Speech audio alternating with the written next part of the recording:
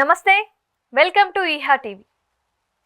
Cancer అనేది మన జీవితాల్లో చాలా ప్రమాదకరమైన వ్యాధి. మనం చూసుకున్నట్లయితే ఎప్పటి నుంచో ఈ క్యాన్సర్కి మందు అనేది లేదు. ఇది మన మారిన ఆహారపు అలవాట్ల వలన, మారిన జీవనశైలి వలన ఈ మధ్య కాలంలో ఎక్కువ మందిని ప్రభావితం చేస్తుంది.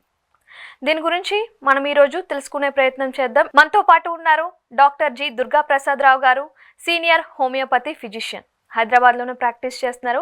ఆయనతో మాట్లాడి ఈరోజు మనం తెలుసుకునే ప్రయత్నం అయితే చేద్దాం. నమస్తే సార్. నమస్తే అమ్మా. బాగున్నారా? బాగున్నాను.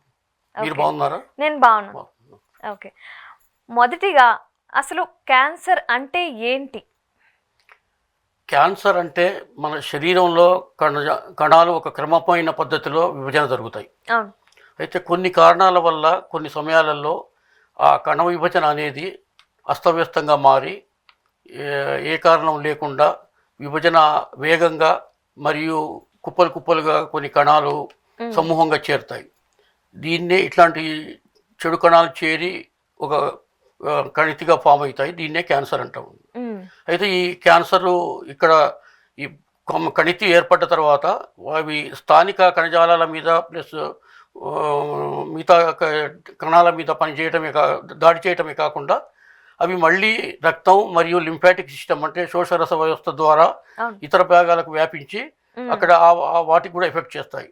దీన్ని మనము మెటాస్టేసిస్ అంటాము. అంటే ఒక ఏర్పడ్డ చోటు నుంచి ఇంకో చోట క్యాన్సర్ ఏర్పడేదాన్ని మెటాస్టేసిస్ అంటాము. అయితే దీని అంతటికీ కారణం నిరక్షరాస్యత, సరి అయిన అవగాహన లేకపోవడం. అది క్యాన్సర్ ముదిరి చాలా మంది ప్రాణాలు సైతం కోల్పోతున్నారు. అందుకే క్యాన్సర్ వ్యాధికి ప్రాణాంతక వ్యాధి, ఇది ఒక సామాజిక వైద్య సమస్య అని మనం చెప్పుకోవాల్సి వస్తుంది.